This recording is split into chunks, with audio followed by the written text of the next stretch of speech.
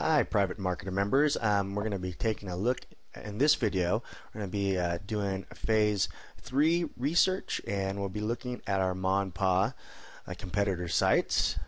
And I think that might be one of the hardest things. It's a pretty simple process, but for beginners might be the hardest thing to realize what a mom and pop site is. So I'm going to go through several of these. You can also check out the video that I did for people doing this manually.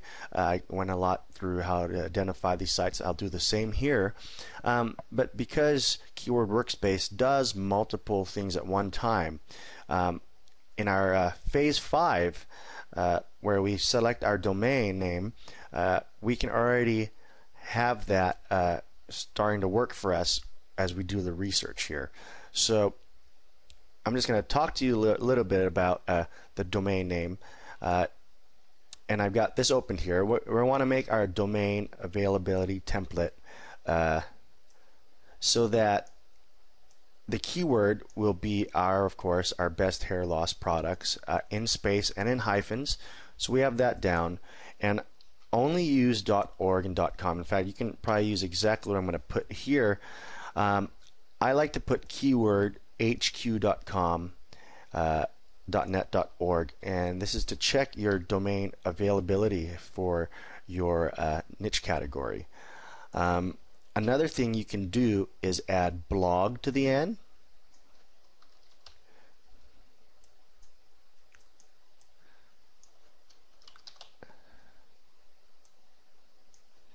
And this is actually something that the people will have to do manually.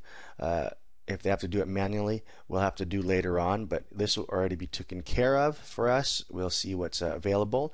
Now, I'm going to mention in that part 2, phase 5, that you should stay away from putting things before your keyword, but you can. I have a site that's doing fine like that, but most of them, I only say this because most of my sites, I use the niche category with something after it if the name's not available.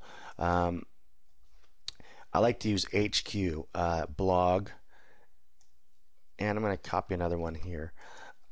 Anything that makes sense with the end here, and we'll go more into this, but the work's already going to be done while you're doing your research on this next part for the phase 5.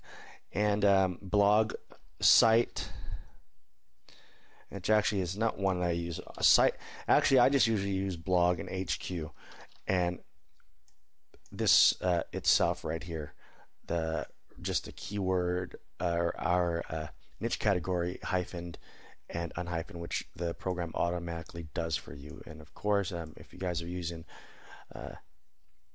Keyword Workspace a lot and you know the tutorial, you know exactly what this is here. And basically this will replace your name, your domain name, with this, and look for .com. So if I have best hair loss products up here, it'll look up best hair loss products in hyphens and with no spaces .com. See if it's available .net.org and down the list. Blog, I'm actually just going to take this site off because I only usually use these right here. In fact, I'll drop this in the tutorial itself so you can copy and paste these as your domain availability template. And I'm going to save this right now, and now we're pretty much prepared to do our research. Now, what all you have to do the research, if you watch the manual video, I gave a lot of hints and tips how to check out what's your MonPA site competitors, but I'm going to do a few here.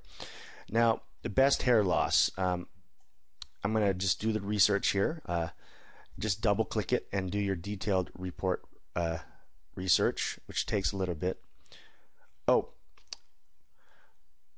I forgot to tell you, in the detailed report options here, only check enable Google page backlinks and enable domain availability. You don't need to check the PR, and you don't need to check the Alexa domain backlink checks because we're not going to use that information and that data for the research in this method.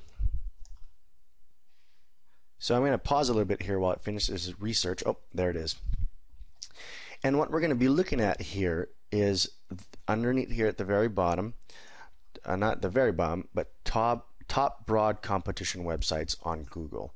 Now, if you scroll down more, you'll actually see your available domains here that we could use later on when we get to, if we still have this niche category available to us. Now, I already did this in the manual video, but you can see which sites I clicked on. That you can tell that in this broad search here, we've got Amazon site, which is big, Wiki Answers, AskMan, Folica, Amazon. But you can see from my last tutorial doing it manually, we have here hairlosstalk.com, and I'm going to actually hit that. And of course, in the new version, now that looks like a bigger site or a very well done mom and pop site. I'm going to consider that a big one. A way you can always tell the first sign to identifying these mom and pop sites is the actual buyer keyword or in the domain name. And the second way is to, hold on one second. You could tell by the domain name if they have a buyer keyword in it. The other way to look at it is to actually click on the site and look at the structure and how the site looks. Now, I recommend that you look at my manual video that was right before this. It's faster, but just because I had said a lot about identifying what mom and pop sites are, and it's probably going to be for beginners the hardest thing to learn. And this is exactly a mom and pop site.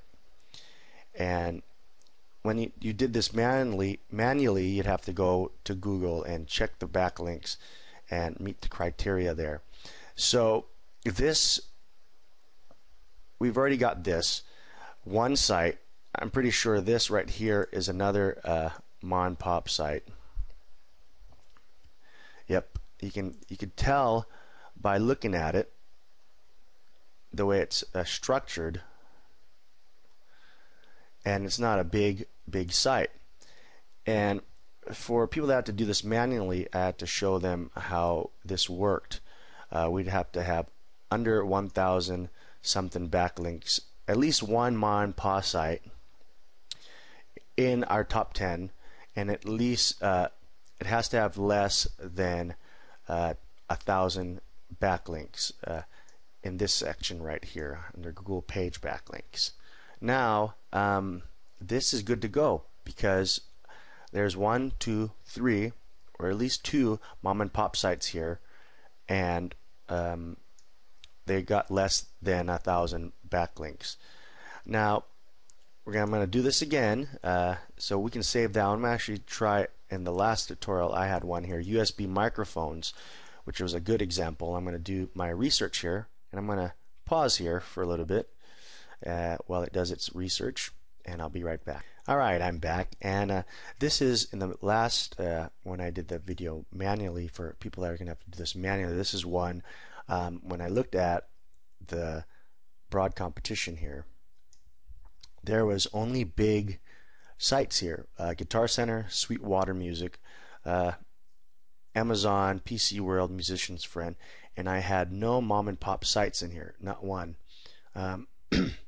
And so something like this, I would have to delete this off my list.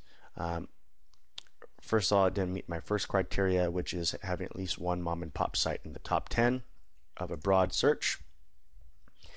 And so I'm going to delete that. And all you do is highlight your niche category and delete it. And I'm going to do one more here. Let's do remixing software. And I'm going to pause while it does its research, and I'll be right back. Alright, I am back, and we're going to take a look at this down here. Oh, that one came out weird. Anyway, remixing software.com.org is mom and pop site. I can just tell by looking at it. And so I'm just going to click on it, and there you go. You know, you can, and that's one site, and all we need is one site for the word to be okay.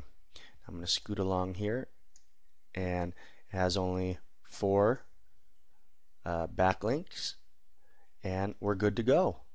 I highly recommend that you look at the manual if you're having a problem identifying MonPA sites.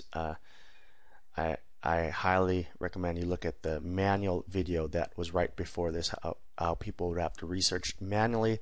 I did a lot more going down the pages, and basically we don't have to do all of that because of Keyword Workspace, and all we have to do is look. But you need to be able to identify your MonPA competitions, because if you don't want to screw this part up.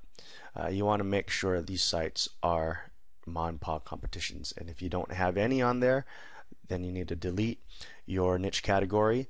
If you do have something on there, we do the next criteria, which is looking at their Google page backlinks. If it's less than 1,000, you're good to go. It's all kept. You can keep them in there. And I was left with these 6 left when I was done doing the manual searches research with it in that last video. And I think you guys should take a look at that. But this makes it so much easier. Keyword Workspace again.